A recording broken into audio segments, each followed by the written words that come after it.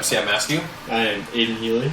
And in this video, we are going to be discussing all of the events surrounding Jon Snow and the Wall.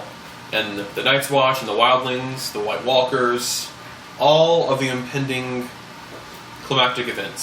So what do you think is going to happen? Well, as we saw at the end of The Dance with Dragons, Jon Snow got betrayed, I guess you'd say, by his brothers in the Night's Watch. They all just came up and stabbed him all at once, which is a pretty shitty thing to do. But, and so there's the question, of course, whether he's alive or not, but I think it's safe to say that he's still alive. As fond as... Yeah, I think as fond as George R.R. Martin is of killing off popular and important characters, I don't think he would kill off Jon Snow just yet. And also, there's a thing I've noticed is whenever a major character dies, other characters see it happening. They see their death and they see them dead. No, like with Ned Stark, for example, Arya saw his head get chopped off. There's no question whether or not he was dead. And when Martin kills off main characters, you know they're absolutely dead. If there's a shadow of a doubt or a question of whether or not they're actually dead, they're usually still alive. Like with Brienne, where it's like, oh my god, boom, she got hit in the head, everything faded to black. She gets hanged at the end of the Crows. Yeah, whatever it is that happens. Yeah. She's still alive though. And then Lady Catelyn, and then someone comes up and cuts her throat, and everything fades to black again, and it's like, oh, but she's not really. It seems like she's dead, but she's not really dead. And with Asha Greyjoy too, it's like, oh, she got hit in the head with an axe, and that was the last thing she felt. She's alive though. But she's alive. She's alive, yeah. Yeah, and so I feel like Jon Snow's not dead, personally. Maybe. Well, the factors for there are some that believe that Jon is just cold, hard dead, and that's it. But there are people who believe that, one, Melisandre might bring him back to life, and that Jon will be Azor Ahai reborn as the Lord of Light. There are a fair bit of people who think that. No. There are also a fair bit of people who think that Jon Snow is going to warg or skin change into Ghost. There is evidence for both of these possibilities. I don't know if I see them happening, but I guess we can just talk about that. The evidence for the skin changing one. First of all, A Dance of Dragons opens with its prologue opens with Varmir Sixskins, one of the most accomplished skin changer that we know of. Basically, the prologue tells you all about skin changing, the process of it, and let's not forget, in the first Jon Snow chapter of A Dance of Dragons, I believe it's the third non-prologue chapter. Jon's first chapter, it starts out with him dreaming that he's Ghost running through the woods. And so, it's hinting. It's hinting. I don't think he's going to skin change. But do you think the prologue was more meant for Bran, though, for skin changing? I feel like, because I feel like that was more set up for what happens to Bran in the book with finding the children of the forest and everything, and then which was awesome. We'll talk about that later. That's an entire other video. Yeah. Yes, we have I loved Bran in Book fan. 5. I'm a big Bran fan. Yeah. But I don't feel like that was really any sort of foreshadowing, or I don't feel like that was a setup at all for Jon Snow. Mm-hmm. And then the evidence for Jon possibly being Azor Ahai reborn is the prophecy. This is a paraphrasing.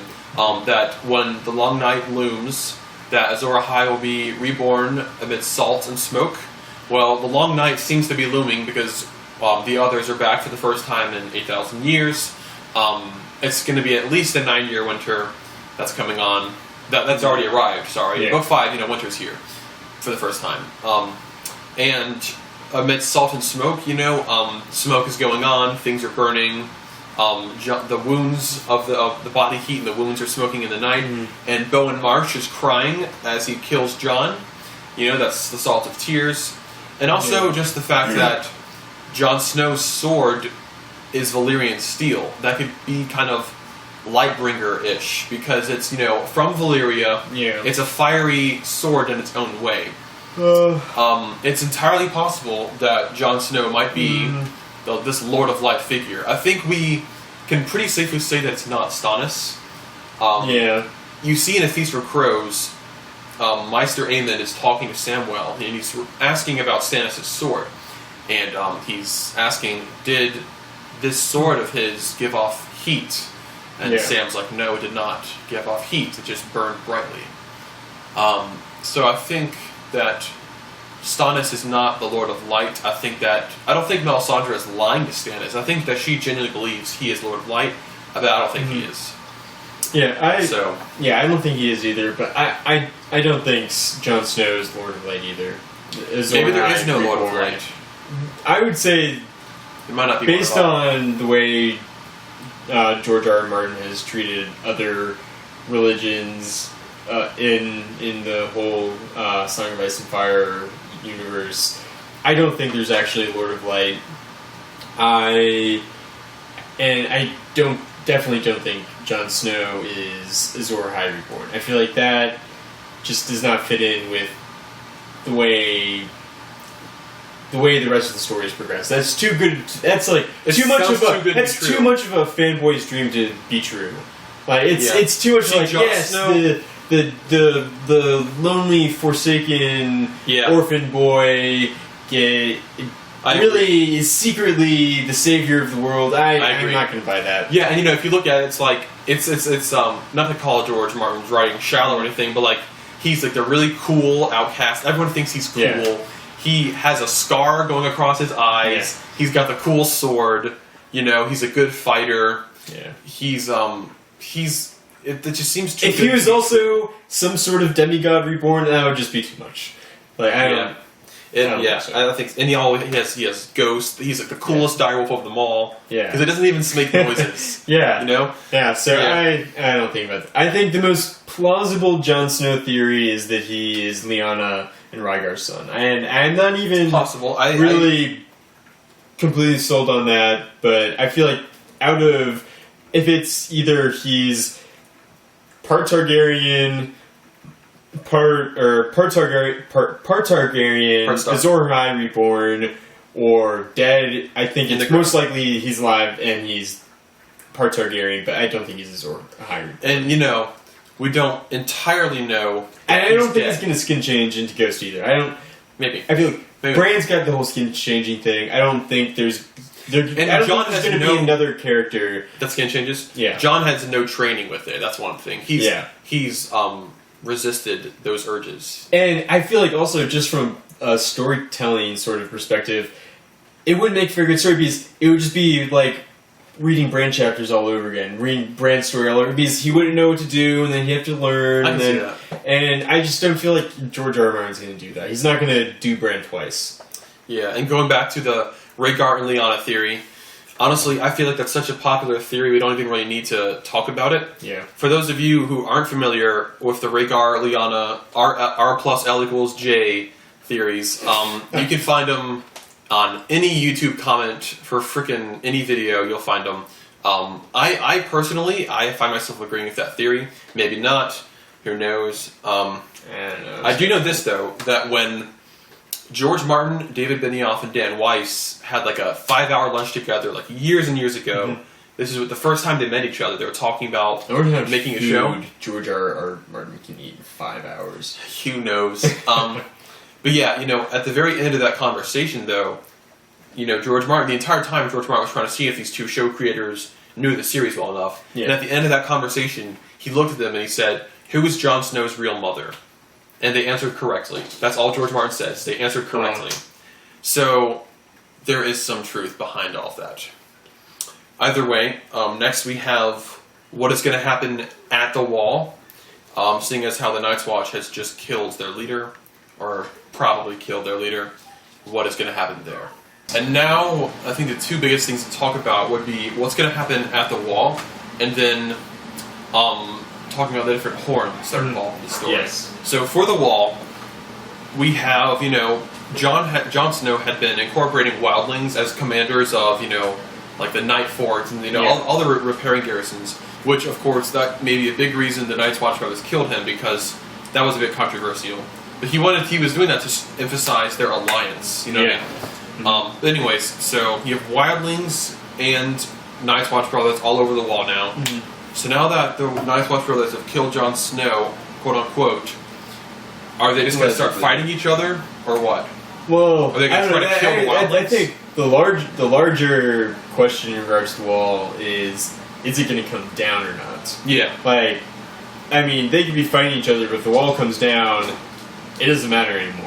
Yeah. And it's all... I personally am of the opinion that the wall is definitely going to come down. Who knows? Shit's going to hit the fan. Maybe. It's going to be crazy. Well, that kind of goes into the horn theory. Well, okay, here's what we know, though, about the Winds of Winter. One of the things we know is that George Martin has said that the Winds of Winter is going to have a lot more of the others in it. And the book is called The Winds of Winter. Yeah. And, we've seen, you can see pictures on the internet of a cover for The Winds of Winter. And I don't know if that's the official cover or anything, because, the book is possibly years away from being published. But the cover we see shows, it's a black page with the Winds of Winter, and it shows a horn on it. Yes. Like the horn of Jormungand. Yes, and that's the thing.